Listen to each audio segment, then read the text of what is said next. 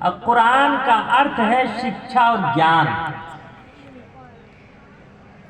और कुरान की सबसे पहली आयत आप अलैहिस्सलातु वस्सलाम पर अवतरित हुई, वो इक़रा बिस्मि रब्बिकल्लज़ी खलक़, वो शिक्षा और ज्ञान की है। और गीता का श्लोक है, जो शिक्षा और ज्ञान प्राप्त करेगा मरने के बाद उसका निर्माण होगा। जो धार्मिक शिक्षा और ज्ञान प्राप्त करेगा वो बुद्धिमान होगा। जो धार्मिक शिक्षा और ज्ञान प्राप्त करेगा उसके जीवन में सुख प्राप्त होगा। हिंदू मुस्लिम भाइयों, शिक्षा और ज्ञान जिस तरह मनुष्य की शरीर में रीढ़ की हड्डी हुआ करती है, इसी तरह मनुष्य को अपना जीवन बिताने के लिए शिक्षा और ज्ञान प्राप्त करना बहुत जरूरी है। इसीलिए कबीरदास ने कहा था, बड़े अच्छे अंदाज से कबीरदास ने कहा, आप लोग इत्मीनान और सुकून के साथ बैठिए भाई।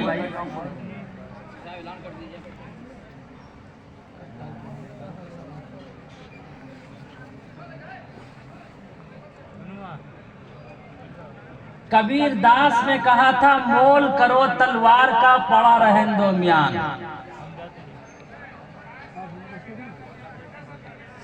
कबीरदास ने कहा कि शिक्षा और ज्ञान इंसान की रीढ़ की हड्डी है।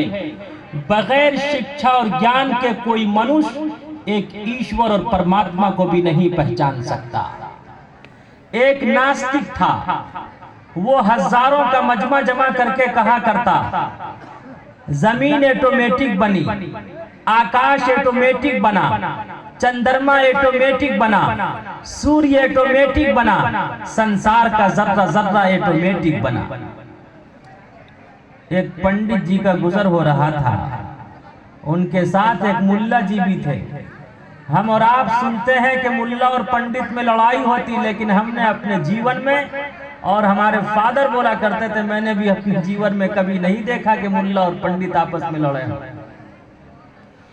इसलिए कि मुल्ला और पंडित दोनों माशरे और समाज की रीढ़ की हड्डी है। मुल्ला और पंडित के बगैर हमारे माशरे और समाज में कोई काम नहीं होता। तो एक मुल्ला जी का गुजर हो रहा था। मुल्ला जी ने उस नास्तिक से कहा, तुम कह रहे हो जमीन ऑटोमेटिक बनी, आसमान ऑटोमेटिक बना, चंद्रमा ऑटोमेटिक बना, सूर्य ऑटोमेटिक बना, तो तुम ये बताओ कि तुम कैसे बने। उसने सोचा कि अब अगर मैं कहता हूं मैं ऑटोमेटिक बना, इधर मम्मी बैठी हुई है, इधर डैडी बैठे हुए हैं। मम्मी कहेगी, कहे मेरे पुत्र तू कह रहा मैं ऑटोमेटिक बना, अगर तू ऑटोमेटिक बना 9 माह तुझे मैंने अपने गर्भ में, अपनी शिकम में, अपने पेट में रखा, 9 माह पेट में रखने की क्या जरूरत थी। इधर डैडी बैठे हुए हैं, डैडी कहेंगे क्या है मेरे पुत्र है, मेरे लाल, तू कह रहा मैं ऑटोमेटिक बना, अगर तू ऑटोमेटिक बना मुझे तेरी मम्मी से शादी और विवाह करने की जरूरत क्या थी। उसने कहा कि मुल्ला जी मैं आपके इस क्वेश्चन का उत्तर आज नहीं दूंगा। कहा कब दोगे? कहा कल हमारा और आपका डिबेट होगा, हमारा और आपका मुनाजरा और मुकाबला होगा। कल 10 बजे हमारा और आपका मुकाबला होगा, मुनाजरा होगा, वक्त तय हो गया। वो दहरिया नास्तिक पहुंच गया 9:30 बजे ही।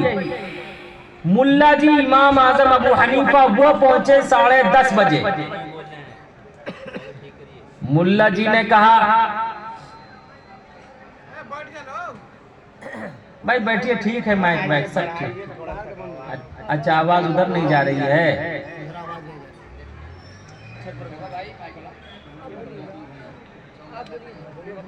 आप बोलिए तो।